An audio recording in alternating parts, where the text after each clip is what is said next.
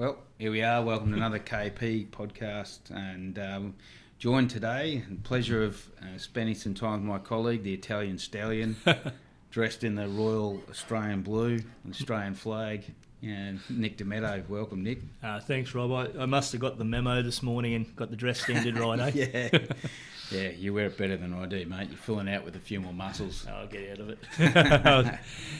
Too much weight, not enough speed work. Exactly. So what's been happening, Rob? Oh, well, I thought we'd talk about the vaccine mandates today because, it's politically charged and you want to cut through some of this bloody polarising debate and try and cut through and say, well, what's some common sense stuff that we can pull out of this?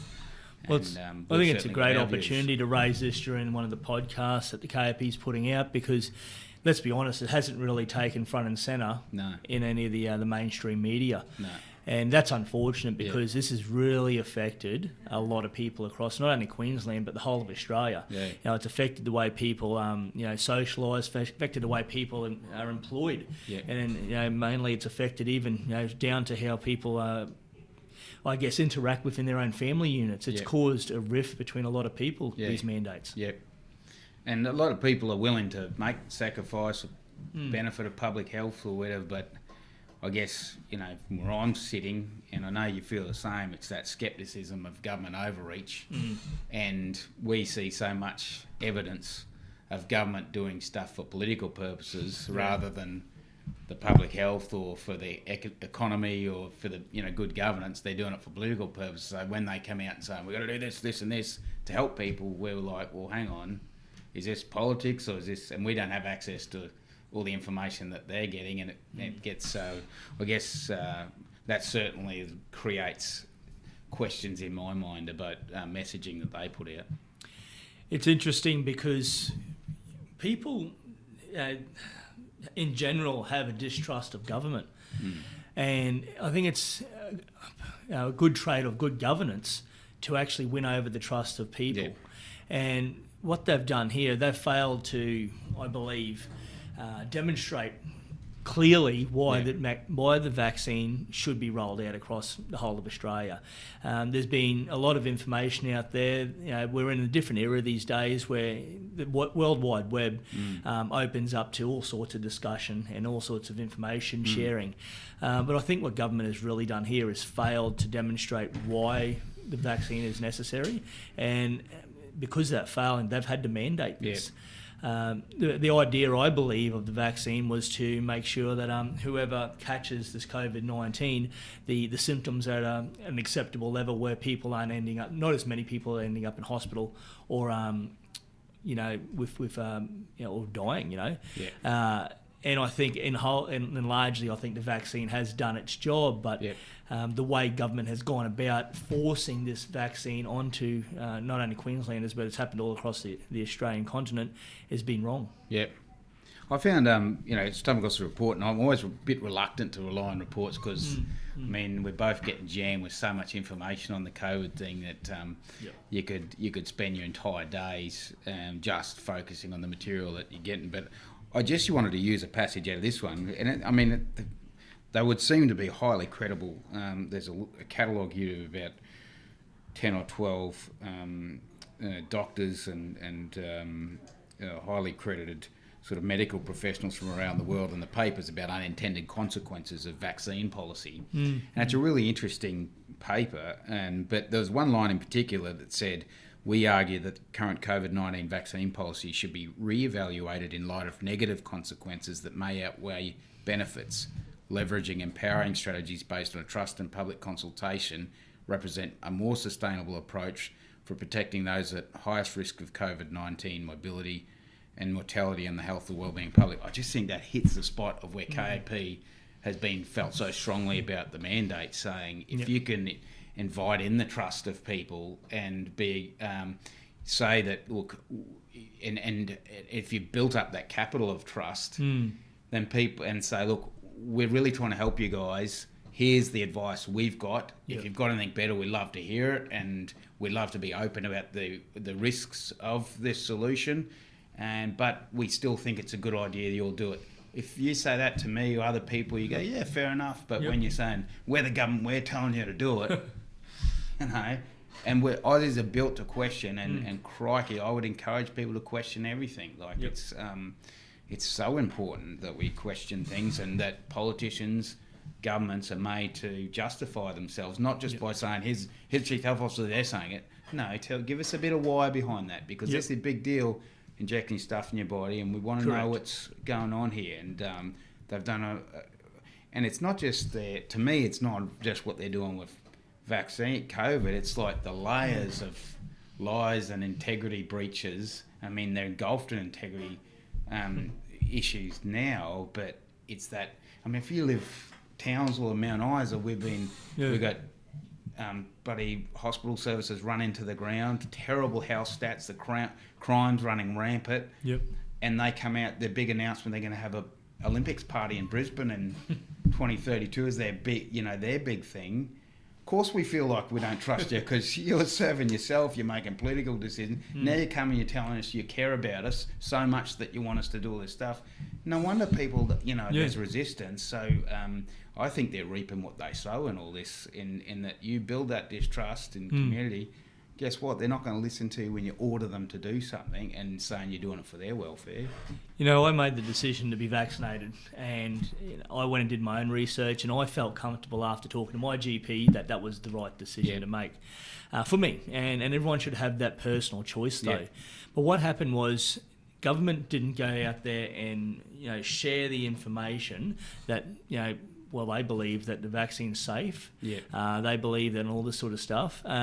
But they didn't get out there and show people why they should get this. They just told them. It was forced upon them, and when they were told to do it, and the vaccine take up wasn't getting to where they wanted to sit, what they did was then they started doing some coercive control.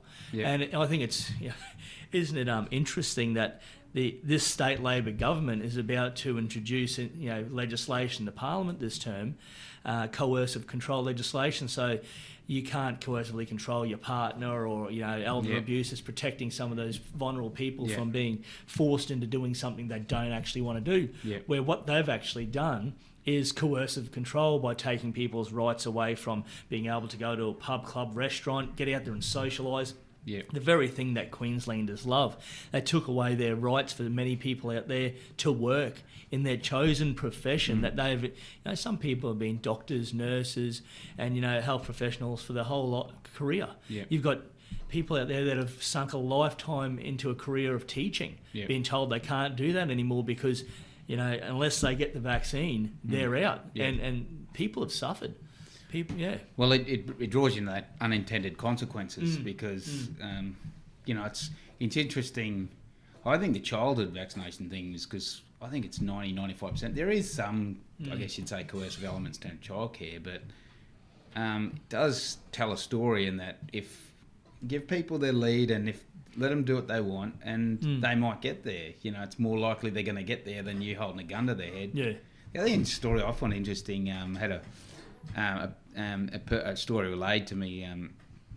Someone was working in Liberia and the Ebola virus broke out, and this was back when there was all the debate about the borders, and their thing was forget about the bloody borders. Like, the messaging is, self-isolate if you're showing signs of symptom, as you would with any illness or flu or virus. Self-isolate, try not to close contact and kiss and hug each other as much while this is around. And clean your hands, and just basic hygiene and health messages. But instead you're obsessed. You're throwing 90-100% of effort into just vaccinations and border controls and everything. You think, well, hang on, is this the most effective way to address this? Because I thought a virus dies if it can't transmit. That's right. So work that back to an individual level and say just be a bit more responsible and get that messaging right. That's where I sort of feel that sort of messaging resonates with me, because bring it back to what really counts, and it just seems rich that it's like that saying when all you got is a hammer. In terms of vaccinations, it's pretty much everything you see around the place is a nail. And you're trying to fix it. we had some fundamental problems with how the state was being run before COVID. And I believe COVID not only saved the state government at the last state election, but it's been a real, it's an excellent tool of government to control the message every day. So while they're talking about COVID, they're not talking about all the other problems that are in the state. We've got youth justice problems here in Queensland. We've got health issues out there within how the hospital health services are being run. Our roads are falling apart. But these things don't make it front and centre on the newsreel every night because COVID leads the charge every time. I think it's a very, very interesting thing to point out. But you made a great point earlier about the childhood vaccination. So we're at 90% right now, double vaccinated across Queensland. 95 is usually where you get to with your childhood vaccinations. A lot of people have been waiting for the protein vaccine, the Novavax, which is now available from yesterday, my understanding. So there's probably another 3 or 4% out there that are going to actually be picked up by this Novavax. I ask, at what ends will these mandates in place for? What are we trying to do? We're trying to segregate that 5% that'll be left for forever and a day. We can't, as Queenslanders or even Australians, completely, cut these people out of the ability to work in their preferred profession or socialise with the rest of us for forever and a day. So I feel that the vaccine mandate, the time is numbered for that, and I think it's starting to crumble. Well, it's just important to question, isn't it? Because look at the cost benefit. Come back to the cost benefit again, and that same Liberian example where the inadvertent consequences of the economic disabling and all the other structures that are falling apart at the seams, and that reduces the government's ability then to create, just maintain a competent health system because you're trying to fix this, and of course if there's too many distractions and too many things going wrong, you're not going to be doing the little things right, and it's like you're saying, those unintended consequences you've got to. I think we're well within our rights to question now. Is it surpassed? Well, I think it's run its course. The Omicron variant has pretty much peaked across Queensland in most places. The vaccine seems to be doing its job in the places that for the people that have got it. You've got people out there as well that have never been vaccinated that haven't got really sick from this Omicron variant. Unfortunately, and I will acknowledge some people have passed out there. My condolences to their family and friends. But once again, when will this end? I think the rug's starting to come out from underneath government. Integrity is front and centre at the moment, and I believe that we'll see the end of this mandate very soon. And people have often said to us, I know we've been around each other and been questioned, and with Shane Canute as well, where they're saying, well, what are you guys doing about the mandate? I mean, that second last sitting at Parliament, we were the main. Well, we're the only ones. I think it was only the One Nation fellow that voted with us. But we put the motion up, dominated the debate for that day, media all through that week, but people just didn't want to pick it up. So it has been hard. And there is the other element of all the other issues in our electorate. Tend to swallow up your time. And 100%. But we were pretty strong on that mandate for a long time. So I hope people realise that we've maintained a very strong position on opposing those mandates, and we had made a fair fist of it in the state parliament of getting rid of them. Well, the reality is, Rob, some people out there make a lot of noise about the mandate, and they're doing a good job and trying to keep it front and centre in conversation. But we've actually done the grunt work in Parliament, where you can actually try and change regulation, legislation. That's right. And unfortunately, we didn't get it up. But we were two major parties combined to vote against us once again. Exactly. Let's just hope that's remembered when it comes to the next time people are standing in front of the ballot box. Yeah, exactly. The funny part of that story, that same friend in Liberia was saying, there was one, it doesn't really build on the point much, it's just a funny story, but there was one family, because they'd told they couldn't move outside this whatever city limits, and so they put a dead body weekend at Bernie style that they wanted to bury in some other hometown and travelled by taxi from this town to the other, therefore risking everything because and I think the point was, you create so many unintended consequences of people doing crazy things and food can't be delivered, and now kids are being taught by students who are still in university, and hospitals can't find staff and can't do their job properly. So what's the cost benefit on this? And and that's not the only reason we've been talking about the mandates for a long time. There's a lot more to it, but we've surely reached the point where you'd be saying this has run its course, surely. So with the mandates, we've got to acknowledge we've had the mandates destroying small business, people's livelihoods, the way people interact with each other. The whole way Queensland has run has been affected by these mandates, and we'll continually, I think this is a good point to raise, we've got continually the government coming out and blaming COVID for everything. Yeah. Let's not blame COVID. COVID's just this little virus, that gives you some flu-like symptoms and has potential to hurt you or have some long-lasting effects. If your health is compromised. Yeah. I acknowledge that. Like many But viruses. COVID didn't shut down the pubs, clubs and restaurants. Government policy did. Yeah. It's the way government's policy has been formulated and formed around the COVID, dealing with the COVID virus, is what's destroyed our supply chains.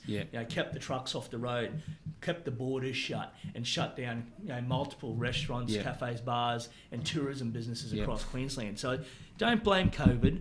Blame yourselves, Queensland government, for how you've handled this. And it's easy, I know. I hate falling in the trap. We always just blame and government throwing rocks at them, although they do make it easy. They do. They're a big target. They do set it up on a tee for us regularly, but honestly, like you can't just treat us like rubbish all the time, which they do. They sacked our bloody North West Hospital Board for saying you don't give us enough money to run our hospital. And they just disregard this youth crime as though it doesn't exist because it doesn't hurt them in Brisbane. You can't just treat this like rubbish and then say, but we're the government, trust us, and when these stuff come up, you will reap what you sow, and they are reaping what they've sown, which is distrust and eroded the integrity of government in general. And, I think it's sad. It'll be years from now. There'll probably be a whole heap of RTIs, and they'll pull apart the COVID pandemic and. Geez, they've talked about some of our political leaders over the years and shamed them for things that they've done. I think this government will definitely go down in history as the ones that got it wrong with handling this pandemic. Give us a chance of getting in there. Exactly. And, when we say that too, isn't it? Like, it's not give us a chance because we were on it. We think we can do a better job of being a bit more equitable.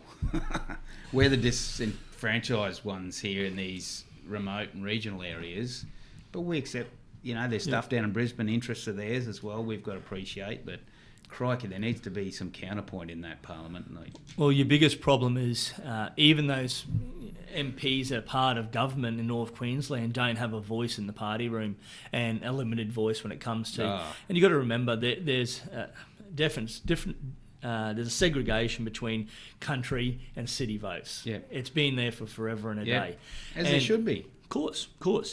But what needs to be acknowledged in the Queensland Parliament, and I feel sometimes it is, the KAP actually holds, geographically, 23% of Queensland under KAP seats.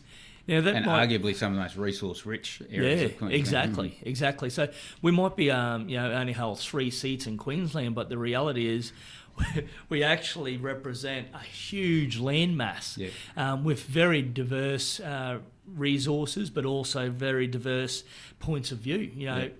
You, Robbie, look after mainly central Queensland and some Gulf regions. I'm looking after areas along the east coast here, Shane Canoe as well.